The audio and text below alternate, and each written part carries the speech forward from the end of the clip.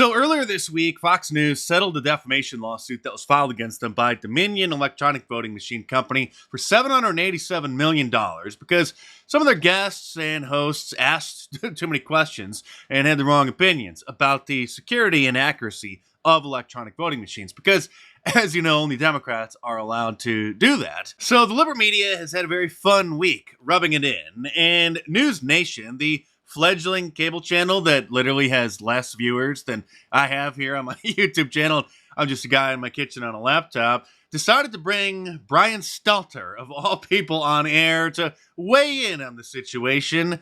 No pun intended. Nobody on earth complains more about Fox News than Brian Stelter, so on one hand, it does make sense to bring him on. But on the other, I can't help but wonder if Dan Abrams just brought him on to make fun of him. But is it fair, though, for people who are right of center, people who have watched your career, who've watched some of the things you've said, to say, come on, Stelter can't be objective when it comes to Fox News, covering a trial or covering Smartmatic or being a special correspondent? I think we could debate tone. We could debate temperature, right? They can say, raise the temperature, lower the temperature, raise the volume, lower the volume. But the facts are what the facts are. And that's the important part. Now, whether or not, you like me or not, let's focus on what the facts are. Look at that lower third. Could Brian Stelter have covered Fox trial objectively?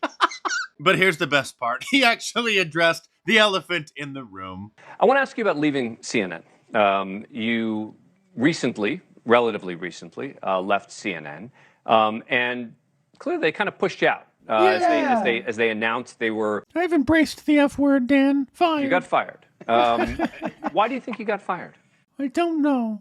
Really? You really don't know? I really, truly don't know. I had a popular show by CNN standards, and I know that it was pretty cheap to produce, but I also know that every show gets canceled eventually. The truth is that Brian Stelter was a laughingstock. He was a literal embarrassment for the network.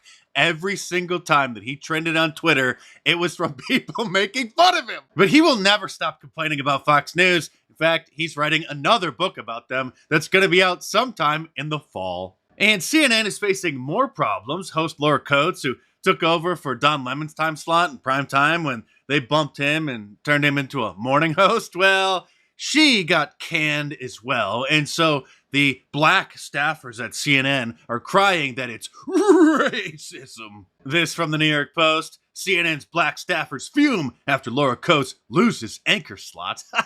Black CNN staffers outraged after Laura Coates loses show to less experienced anchors. Bad news over at BuzzFeed as well. BuzzFeed News, not to be confused with the entire BuzzFeed brand, so it could be better, but BuzzFeed News is shutting down because nobody cared. Do you remember Chris Two Scoops Saliza? He was literally the dumbest CNN contributor on the entire network. How he even got a job there is a mystery, but he got fired not that long ago, and since nobody will hire him, he now is trying to become a YouTuber. Hi, I'm Chris Saliza. I've spent the last 2+ decades working at big media companies like the Washington Post and CNN, writing and talking about politics. Now I'm starting my very own YouTube channel to keep that conversation going.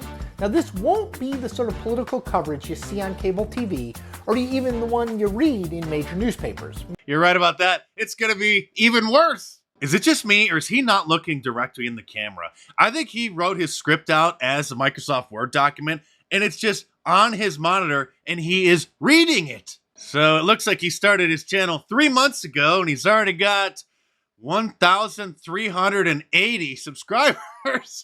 That is actually a lot more than I thought he would have, but our country is filled with morons. Although the official YouTube channel for the Charmin toilet paper company, which is real, by the way, has over 22,000 subscribers, which means that approximately 20 times more people care about watching videos about the latest toilet paper news than watching Chris Saliza. And in case you haven't heard, Donald Trump is back on YouTube. His channel was restored after a 2-year suspension after the mostly peaceful protest at the Capitol on January 6th, where he has over 2.7 million subscribers. But if they start live streaming his rallies, then he's going to get suspended again. Because as you know, there are certain things that only Democrats are allowed to say about the outcome of elections on the big tech platforms. And things are going to start heating up very soon because there are rumors swirling that Joe Biden is actually supposedly going to announce that he's running for re-election on Tuesday. So it looks like the clown show may continue indefinitely. By the way, what do you think of my new shirt? Wanted for president. Order yours from my online store at markdice.com or click the link in the description below. And just a heads up, it's supposed to look old and kind of worn out. That's the distressed look because I wanted it to look like one of those old-fashioned Western wanted posters. And this is my new favorite shirt. I'm very happy how this turned out. So order yours from my online store, markdice.com, or click the link in the description below and check it out.